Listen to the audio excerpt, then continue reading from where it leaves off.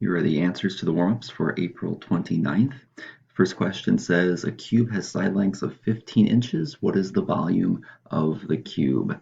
So I have drawn here a simple little cube, labeled all the sides 15, and then the formula for the volume is length times width times height.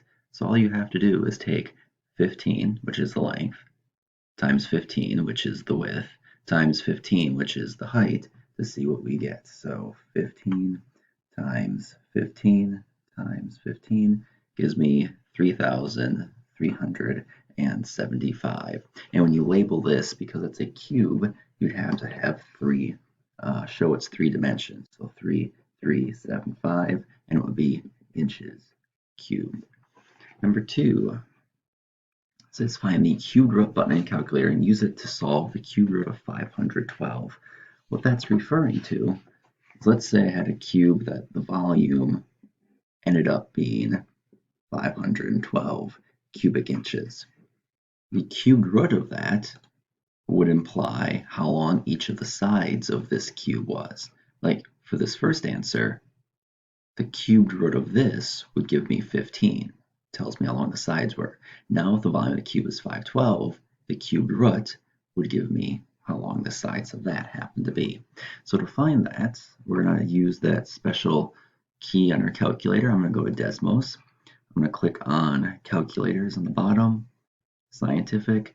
I just need to find the button that shows me the cubed root, which here is this button. If I click on it, I now can type in a 3 and make it the cubed root. And then if I said it was 512, and you can see the answer would be 8. So if I had a cube with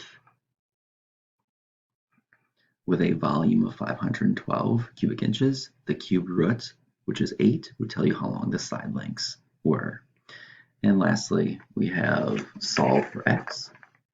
So the first one, 3x plus 1 equals 8x minus 2. I would just subtract 3 x's from both sides.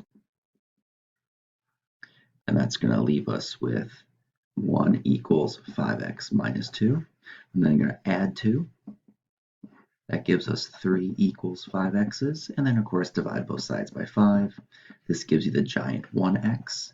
And then 3/5 would be your answer as a fraction, or as a decimal. 3 divided by 5 gives you 0.6. The second equation, a little interesting, but it has x squared plus 4 equals 20. So just like in the first example, what you want to do is get the x's by themselves.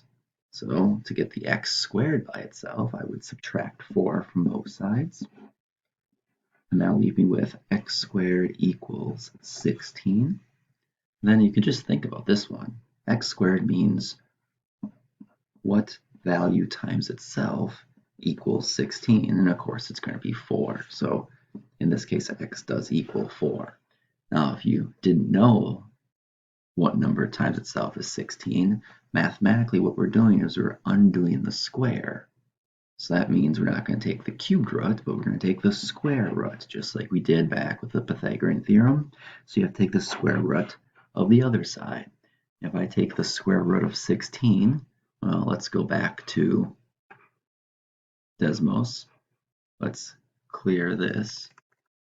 And now let's do the square root of 16. And you can see it equals 4. So we still got the same result, whether you maybe knew it in your head because this is an easier question, or you actually use the square root function.